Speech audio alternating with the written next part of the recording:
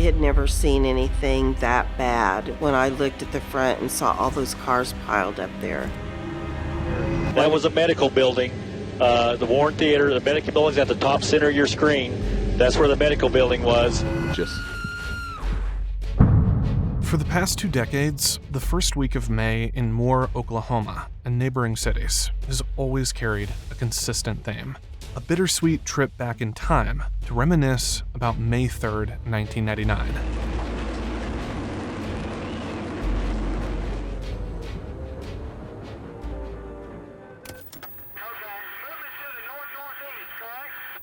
Unbelievable, guys. This is the The date an F5 tornado shattered thousands of homes and lives across 38 miles, killing 46 people and injuring more than 800.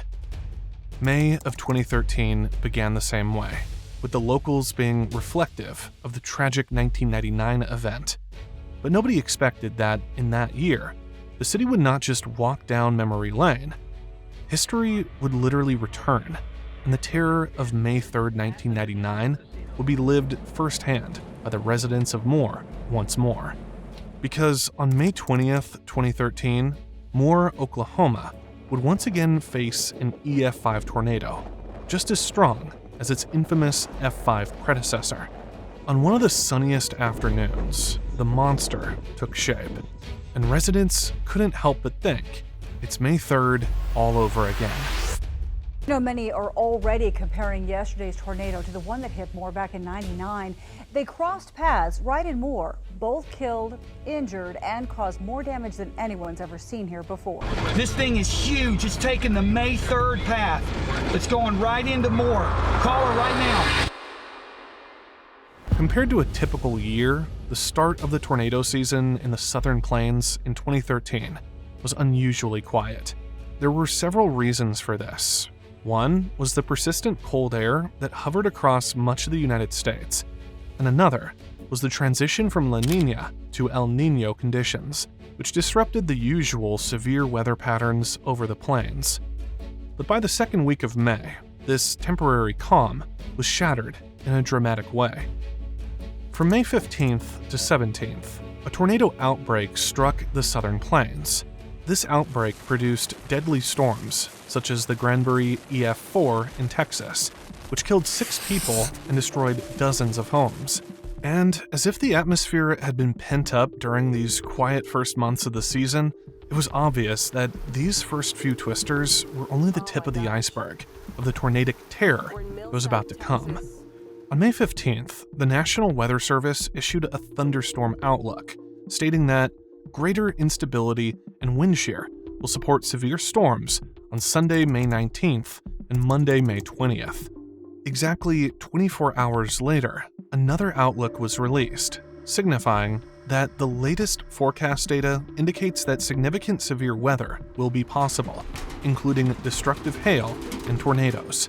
Just as the May 15th to 17th tornado outbreak was winding down, another severe system was already beginning to take shape on May 18th. Damaging winds and large hail were widespread across the Central Plains, and an EF4 tornado spawned near Roselle, Kansas, destroying farms and a home. May 19th followed the same theme, but harsher. More tornadoes touched down, including an EF4 near Shawnee, Oklahoma, which killed 2 people. Then, D-Day, May 20th, 2013, which became another day that Moore would never forget, entered the picture. The morning weather of May 20th actually looked like the storm might have changed its mind, at least to the naked eye. The skies were crystal blue, and the air was warm and humid, which made the outdoors feel more like the middle of summer. However, everybody knew, from meteorologists to an ordinary person walking to the grocery store, that this sunny morning was a classic betrayal sign of the plains weather. After all, brewing up above was a storm system destined to be worse than the EF4s that recently happened. This was forecasted 5 days in advance, and all the ingredients were hinting that this storm was definitely going to happen. Dew points climbed into the upper 60s and low 70s. Instability, measured as CAPE, soared past 2,000, even topping 4,000 joules per kilogram at some point. And high above, winds screamed at 50 to 70 knots, while a narrow 700 MB jet streak punched directly over the Oklahoma City metro, supercharging wind shear and enhancing storm rotation. To wrap it all up, there was the sharpening dry line that cut across central Oklahoma, and by mid-afternoon, storm relative helicity spiked over 200. As early as 5 a.m. on May 20th, the National Weather Service released another thunderstorm outlook. Few tornadoes are likely, with the strongest storms within the moderate risk area, it stated. By late morning, around 10 a.m., a more detailed update was issued, highlighting not just the timing, but the very real possibility of destructive tornadoes. 1:10 p.m., May 20th, 2013. A tornado watch was issued for much of central and eastern Oklahoma, including 30 counties. 30 minutes later, thunderstorms began firing along the dry line, and an hour after those thunderstorms developed, tornado chasers started to report seeing a funnel cloud, the one that would soon birth the EF5 tornado, destined to give Moore a major traumatic flashback. Initially, only a few very weak vortices were visible, briefly touching down and then lifting back up. But at 2:56 p.m., one planted itself firmly on the ground, and this time, the funnel wasn't letting go.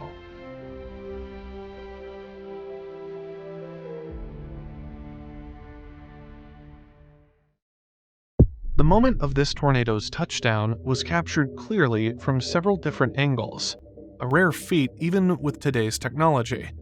These viral videos remain some of the most iconic footage of a tornado touchdown in history, and seen very clearly in all of these clips. It would take the twister less than 30 seconds to evolve from a thin, rope-like funnel to being halfway toward a giant wedge. Immediately, the tornado shredded fences, snapped trees, and ripped down power lines across the touchdown area. And it didn't take this storm chaser too long to realize that this tornado's path is looking too familiar. Be in the shelter. I can't move. I've got this thing. I'm west of this tornado. This thing is huge. It's taking the May 3rd path. It's going right into Moore. Call her right now. Bye. Perhaps everyone was thinking the same thing.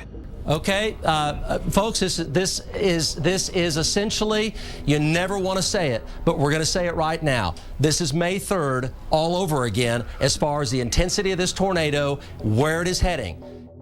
Upon touchdown, the tornado quickly crossed the highway, leveling a neighborhood of well-built homes. It intensified fast, and within minutes, produced EF4 destruction only a mile from where it began. The tornado tracked northeast. As it crossed the Canadian River, it widened to nearly half a mile, making it strong enough to dislodge sections of a steel bridge. By the time it emerged on the other side of the river, the twister had grown to nearly a mile wide.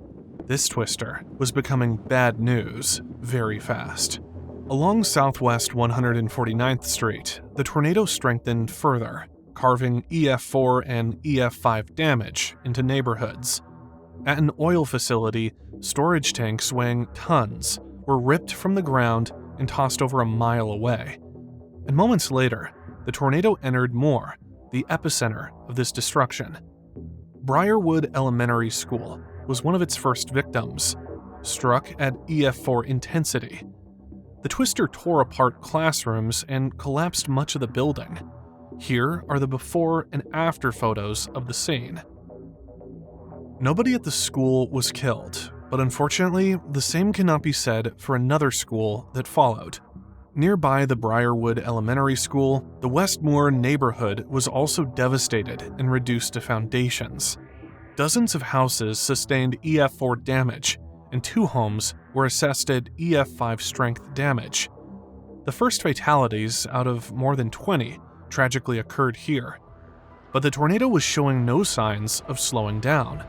Crossing Santa Fe Avenue, the tornado grew wider, up to 1,700 yards. with a solid core of EF4 destruction. It plowed into the Santa Fe Plaza neighborhood, and its worst hit of all, the Plaza Towers Elementary School. According to a teacher's interview, the school kids all saw the dark funnel approaching prior to its hit.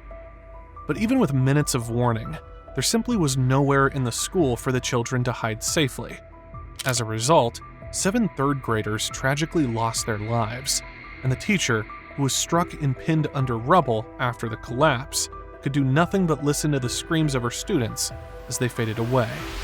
She came over the intercom to tell us that we needed to go get in positions, how to get them out into the hallway where we normally go for tornado procedures.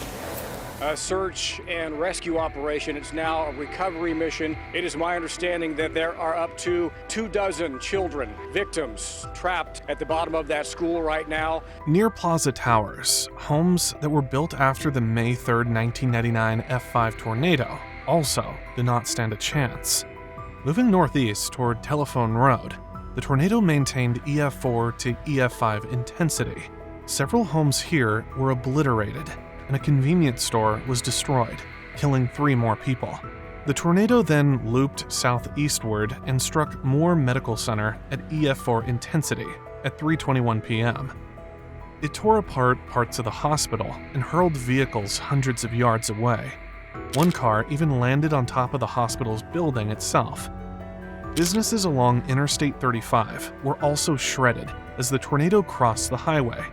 In neighborhoods just east of the highway, more EF4 and EF5 homes were swept from their foundations. The tornado was beginning to narrow at this point, but it was still deadly.